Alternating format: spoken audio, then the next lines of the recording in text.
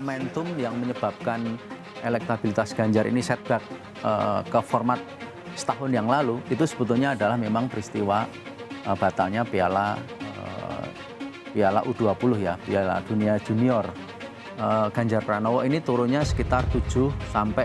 Nah, penurunan pada saat itu jauh lebih dalam dibandingkan angka ini, sehingga angka ini sebetulnya sudah merupakan recovery ya.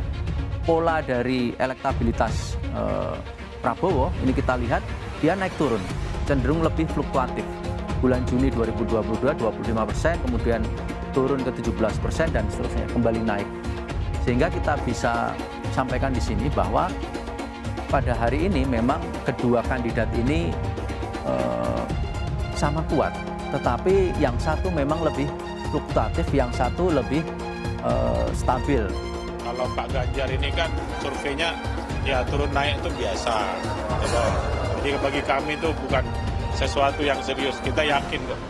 Ya, kita yakin. Kita kan Pak Ganjar ini kan baru mulai berapa bulan kan. Kalau Pak Prabowo kan sudah di-endorse sudah berapa tahun yang lalu sudah deklarasi. Pak Anies sudah berapa lama deklarasi. Ganjar baru berapa hari.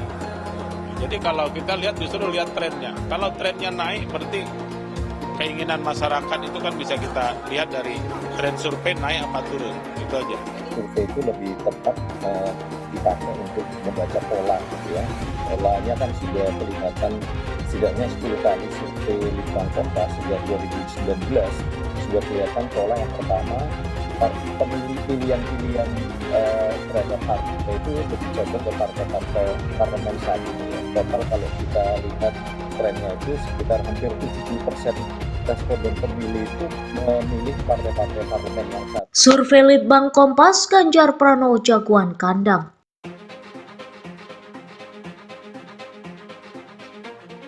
Dikutip dari tribunpekanbaru.com, pemilih Ganjar Pranowo didominasi dari Pulau Jawa. Hal itu lantaran Ganjar Pranowo adalah Gubernur Jawa Tengah dan daerah itu adalah kandang PDIP.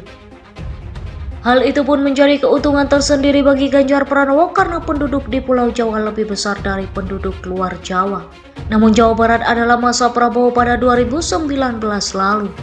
Prabowo menang telak dengan perolehan 16.077.446. Sedangkan Jokowi hanya meraih 10.750.568. Sementara di Jatim Prabowo meraih sekitar 34% suara dan Jokowi 65% suara. Sedangkan di Jateng Prabowo meraih 22% suara dan Jokowi meraih sekitar 77% suara.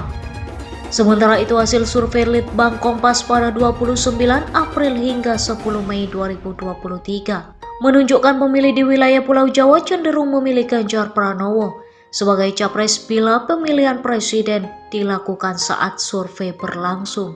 Menurut hasil survei untuk wilayah Pulau Jawa, Ganjar memiliki elektabilitas 29%, diikuti oleh Prabowo 21% dan Anies Baswedan 10%. Kalau kita lihat dari perbandingan geografis Jawa dan luar Jawa, untuk Jawa lebih banyak dikuasai oleh Ganjar dan Prabowo. Kata peneliti Litbang Kompas Bambang Setiawan dikutip dari kompas.id, Rabu 24 Mei 2023. Sementara itu Prabowo unggul dengan elektabilitas 29%.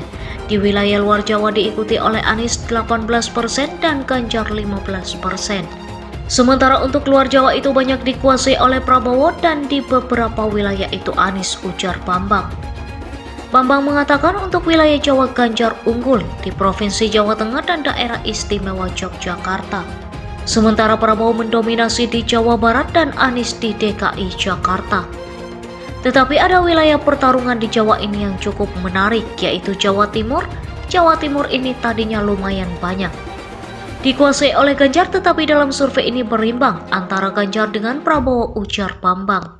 Situasi serupa juga terjadi di Provinsi Banten yang menjadi wilayah pertarungan sengit antara Prabowo dan Anies. Survei Litbang Kompas ini dilakukan secara tatap muka pada tanggal 29 April 2023 hingga 10 Mei 2023.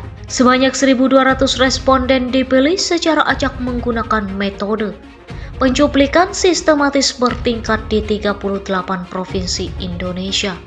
Survei ini memiliki tingkat kepercayaan 95% dengan margin of error